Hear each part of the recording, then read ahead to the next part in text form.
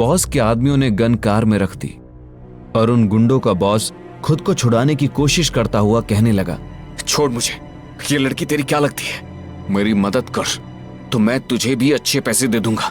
पैसों का नाम सुनते ही विवेक ने चारों तरफ अपनी नजर घुमाई। तभी विवेक का फोन बज उठा। उसने देखा तो शनाया का कॉल था। शिट, 9 बजने वाले हैं। इस लड़की को बचाने के चक्कर में सनाया के हाथों मारा जाऊंगा। विवेक ने उनकी बॉस की गर्दन पर पकड़ ढीली की तो उसने राहत की सांस ली। उसे विवेक की मसल पावर अच्छे से महसूस हो चुकी थी, लेकिन चाकू के दम पर विवेक के इशारा करते ही उसके बॉस के आदमियों ने लड़की को विवेक की कार में पीछे वाली सीट पर लिटा दिया। कार में वहीं बंदूक भी पड़ी थी। विवेक वहां से निकलकर जैसे ही आगे बढ़ा तो उसे अपने पीछे एक पुलिस की कार आती दिखाई दी।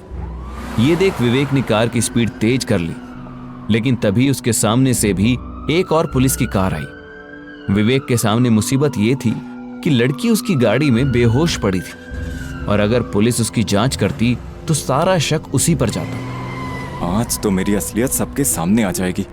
अच्छा भला सनाया से मिलने जा रहा था, पता नहीं बीच में इस लड़की के चक्कर में कहां फंस गया। तभी अचानक लड़की की आंख खुली और उसने देखा और वो जोर से चीखी, ए मिस्टर, तुम मुझे कहां लेकर जा रहे हो? उतारो मुझे। विवेक ने जैसे ही कार के शीशे में से देखा तो उसे दिव्या दिखाई दी। वो झट से पीछे पलटा। मैं आपको कहीं लेकर नहीं जा रहा, बल्कि आपकी सिक्योरिटी कर रहा हूँ।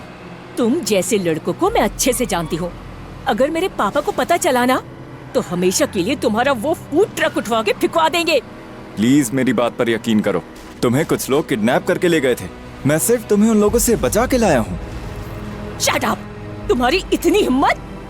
दिव्या कुछ कह पाती उससे पहले ही पीछे से पुलिस की कार का सायरन बजा तो दिव्या चिल्लाने लगी। विवेक ने गुस्से में कार को राइट लेफ्ट किया। हम जल्द से जल्द ग्रीन होटल पहुंचने वाले हैं, फिर तुम वहां से टैक्सी करके घर चली जाना। ए मिस्टर, होटल का नाम लेकर मुझे उकसाने की कोशिश मत करो। मैं कोई ऐसी वैसी लड़की नहीं हूँ, समझे? और रही बात टैक्सी की, तो फिर मुझे यहीं छोड़ दो। इन दोनों की बहस चल ही रही थी कि पीछे से गैंगस्टर लोगों की कार आ पहुंची। विवेक ने साइड मिरर से देखा तो ये वही कार थी जिसने दिव्या को किडनैप किया था। हमारे पास ज्यादा टाइम नहीं है, जल्द से जल्द होटल पहुंचना होगा। किडनैपर हमें फॉलो कर रहा है, तुम अपनी सीट बेल्ट लगाओ। दिव्या ने पीछे देखा तो उसकी भी डर के मारे अब जान निकले जा रही थी। वो समझ गई शायद विवेक उसकी मदद करने वाला है। विवेक ने कार की रफ्तार और तेज कर ली। एक काम करो, ग्रीन होटल पहुंचने में वक्त लगेगा। मैं जहां बोल रही हूँ वहां ले चलो। लेकिन मुझे 9 बजे से पहले किसी भी हालत में होटल पहुंचना है। विवेक कुछ बोलता उससे पहले ही दिव्या ने अपने बगल में पड़ी गन उठाकर विवेक की कनपट्टी पर लगा दी। विवेक को ना चाहते हुए भी उसके इशारे पर नाचना पड़ा। इधर दूसरी तरफ ग्रीन होटल में शनाया एक बड़े कमरे में बैठी थी। उसके सामने बैठा सुधीर लैपटॉप में कुछ कर रहा था। कंपनी में पिछले क्वार्टर के हिसाब से इस बार ज्यादा प्रॉफिट हुआ है, लेकिन प्रॉब्लम यह है कि हमारा लोन भी बढ़ गया है। तो तुम चाहते हो कि ये लोन मैं अपनी पर्सनल असेट से पे करूं?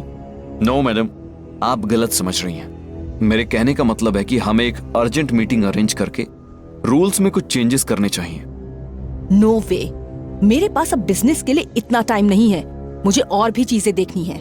इतना कहने के साथ ही सनाया ने सुधीर को वहां से भेज दिया और खुद एक वाइन का गिलास उठाकर सोचने लगी तो उसकी नजर घड़ी पर पड़ी। ये विवेक क्यों नहीं आया अभी तक? मेरे पास सिर्फ आज की रात है, बस इस काम को अंजाम देने के लिए। सनाया ने जैसे ही विवेक को कॉल किया तो उसने फोन नहीं उठाया। इधर विवेक ने स्पीड में कार चलाते हुए दिव्या के कहे अनुसार एक बड़े विला के गेट में कार एंटर की। उसके बाद चौकीदार ने दिव्या को देखा और सलाम किया। विवेक जल्दी से कार से उतरा। एक काम करता हूँ, कार से जाऊंगा तो लोग मुझे पकड़ लेंगे। टैक्सी से जाता हूँ। थैंक यू मुझे बचाने के लिए। तुम तो बच गई, लेकिन मैं कैसे बचूंगा मैडम? इतना कहते ही विवेक ने बाहर की तरफ कदम बढ़ाए। कुछ दूरी पर खड़ी एक टैक्सी में बैठ गया। इधर दिव्या खड़ी खड़ी सोच रही थी कि एक फूड ट्रक वाले में इतना टैलेंट कहां से आया कि वो गैंगस्टर से कैसे भिड़ गया। उधर टैक्सी वाले को विवेक ने ग्रीन होटल जल्द से जल्द पहुंचने के लिए कह दिया। ग्रीन होटल में पहुंचने के बाद जैसे ही वो ऊपर वाले कमरे में पहुंचा तो सामने खड़ी सनाया उसे घूर कर देख रही थी। तुमने आज फिर देर कर दी।